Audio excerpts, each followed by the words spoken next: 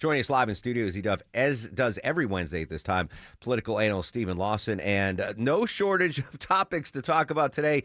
An absolute political bombshell dropped yesterday, Stephen. Healthcare exec philanthropist Rick Jackson announced, unbeknownst to just about anyone, that he was going to run for the GOP slot for governor. What was your reaction when you heard this? Yeah, totally shocked. I think everybody in the Georgia political world was totally floored, taken back, had no idea. This came out of nowhere, right? And Mark, we've talked about on your show the contours of this race for governor, especially on the Republican side, had been fairly settled for a long time. We had the front runner before yesterday, I believe, was Lieutenant Governor Burt Jones, and we had Secretary of State Brad Raffensperger and Attorney General Chris Carr.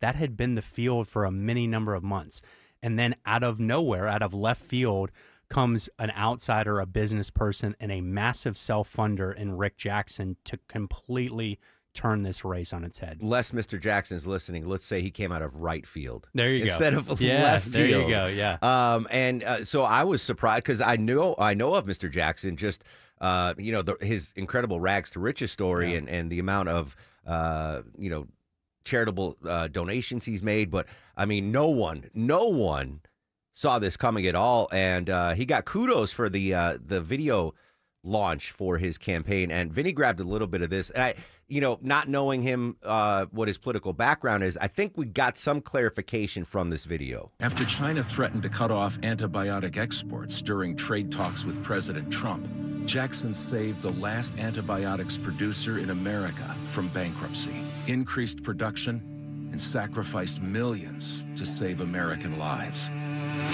When COVID hit Georgia, Governor Kemp asked Jackson for more doctors and nurses. And Jackson delivered again, refusing to send help to New York until Georgia got the emergency care it needed. A portion of the launch video, he talks about ending the woke ideology in schools. He talks about he donated $1 million to President Trump.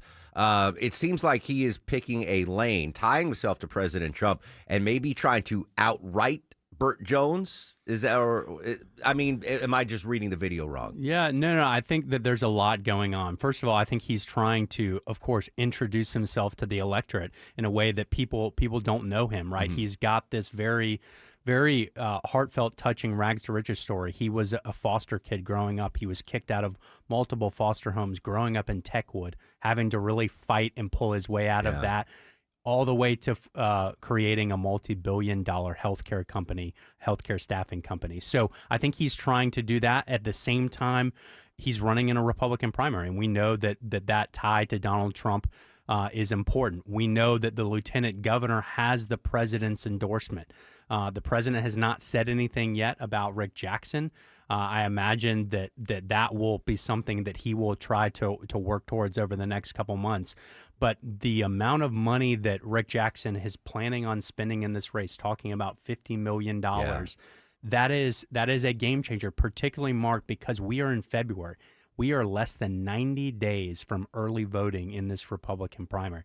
That's a lot of money to spend defining yourself over the next 3 months. Can we read anything to the fact that he announced on February 3rd, so much later than the other candidates you mentioned? Does that mean this was never his intention, but he got calls from some people like, hey, we need you in this race? Maybe even President Trump called and said, hey, why don't you jump into this thing and get us a clear-cut front runner? Yeah, I think probably for Rick, he probably felt, when you get to that level of success, I think in the business world, you kind of get to do whatever you want to do, right, in life. And it feels like that's probably where he's at in life. He probably saw that there was a lane here to run. We've talked about some of the polling. We've talked about the lieutenant governor is currently the front runner in the race, but there's a large portion of undecided voters left, not just in that race, Mark, but in many of these races. And I think somebody with an outsider, a business person perspective, but that can write a big check to define themselves, to make sure that their ads are on the Mark Arum show and in a big way, I think that's a pretty smart move. I think you smartly said the outsider role. When you look at Jones and Carr and Raffensperger, no true outsiders. President Trump was an outsider when he came in and smashed the glass ceiling making that comparison like, hey, I've never held political office. I'm beholden to no one. I'm too rich to bribe. You know what? I mean, that is You can't own me. You can't Yeah, buy me. yeah. And there was a line in his intro ad from yesterday that I thought did exactly that. He said, if you want to sit on your butt, binge watch Netflix and eat Cheetos, you're not going to do it on the taxpayer dime. That is a Donald Trump type line. And if he's able to really just speak his mind because he isn't bought or paid or beholden to anyone, he's going to get some traction in this race, and he's definitely going to be somebody to watch for. Political analyst Stephen Lawson joining us live in studio here on the Mark Arum Show. There had been some attack ads against Burt Jones, $14 million blitz from the Georgians for Integrity. I don't know if you've seen them on TV or heard them on the radio. And the AJC questioned, do you think Rick Jackson was behind these? The campaign's denied any involvement, but so making this huge splash is one thing, but getting the poll numbers up and getting the name recognition out is Burt Jones Mr. Jackson's biggest rival at this point for voters? Yeah, I think so. I think this is quickly, in my mind, probably going to turn into a two-person race between the lieutenant governor and Rick Jackson. That's not to discount the Attorney General Chris Carr. That's not to discount Secretary of State Brad Raffensperger. I think they both have records that they're running on and are certainly qualified. But the level of money I think that will be involved, this race is going to be taken to a new level. And I think it's going to be a race ultimately between Rick Jackson and Burt Jones. And it's probably going to go to a runoff at this point. I think that's safe to say, given the amount of money that Rick has pledged to spend in this race. But it's going to be really interesting to see how President Trump and Governor Kemp react to this news, right? My gut is that the governor will continue to stay on the sidelines in this race to succeed him. We know that President Trump has endorsed Lieutenant Governor Burt Jones, but what does he make of Rick Jackson's entrance into this race? A business person like him, that's going to be really. And then how does Burt Jones respond to this? Those are two things I'm going to be on the lookout for over the next few weeks. Watching that. And I am not a political analyst, but I've been around the block. What I think Rick Jackson's biggest strength right now is, again, this is a day into this, is that you mentioned he appeals to the MAGA base, right? With his ties to President Trump, get off the couch, stop eating. Was it Doritos? Cheetos, yeah. All right. Well, if it was Doritos, I'd feel attacked, but I don't eat Cheetos, so I feel better about that. But I also see with this story, he'll appeal to voters. The rags to riches story just sells everywhere. But with his business success, like the Chamber of Commerce Republicans might be like, oh, all right. He might appeal to a broader scope of the Republican voters than another candidate might. Yeah, absolutely. And the other interesting wrinkle on this, particularly in a Republican primary, but if he does get to a general election, he is a healthcare executive. He knows the healthcare industry. And I would say for Republicans, that is a huge policy vulnerability for them right now. But if you get somebody that knows that industry and can explain it in and out, that's potentially a very strong advocate to have. And could the administration tap Mr. Jackson's expertise? Like, we need to come up with a plan. We need a counter plan. We need to do something. That's a very astute observation there with that healthcare background. All right, so Rick Jackson is in. I don't know if this helps or hurts Brad Raffensperger and Chris Carr. Does this widen their lane of possible voters? If Jones and Jackson are spending money going after each other, is there a lane that one of Raffensperger or Carr could make that primary? Yeah, I think it's possible, right? Anything is possible. But what I have seen in this race, what we have seen to this point, I think just indicates that the runway is now short. Again, we have about 3 months until people start early voting.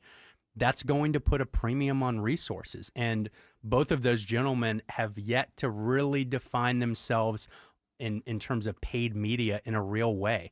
I think that runway, again, is very short, and it's going to benefit the people, the candidates with the resources. And right now, by all accounts, that is Rick Jackson and Burt Jones. You mentioned endorsements earlier. President Trump's already endorsed in this race. We'll see if that holds firm or not. I just saw that Newt Gingrich has endorsed Rick Jackson. I mean, Newt Gingrich, a big name in Georgia politics history. I don't know how much sway his endorsement has now, but could you see other, maybe other business leaders coming out that might not enter the political fray and say, "Oh, Rick Jackson, I've seen him do great things in business. He'd be a great leader for the state of Georgia." I think it's certainly possible. Obviously, when you get that high in the business world to a point where you're a billionaire, your Rolodex is pretty large. And there's probably a lot of friends of Rick Jackson across the state and across the country that are going to see this as welcome news and want to help out.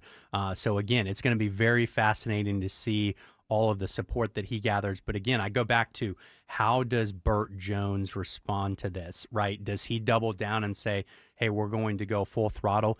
His family obviously is independently wealthy. Do they tap into that in a more real way and sort of up the ante in this race? Like I said, either way, it's going to be good for advertisers across the state, I think. Amen. I want to tap into your analyst Rolodex tool belt, if you will. Before he makes this announcement, does the Jackson campaign do any sort of internal polling?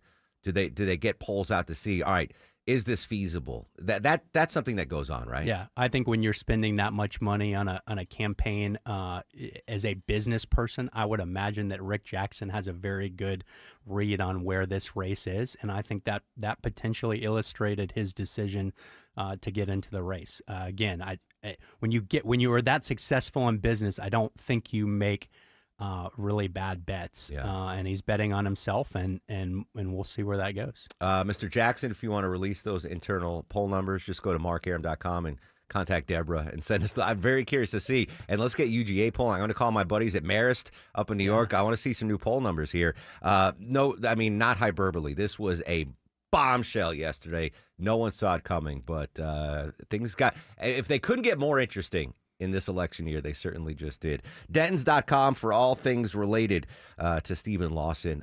Stephen, great stuff. Thanks for jumping in on the breaking news, my friend. Great to be here. 10:49 on the Mark Arum Show. When we come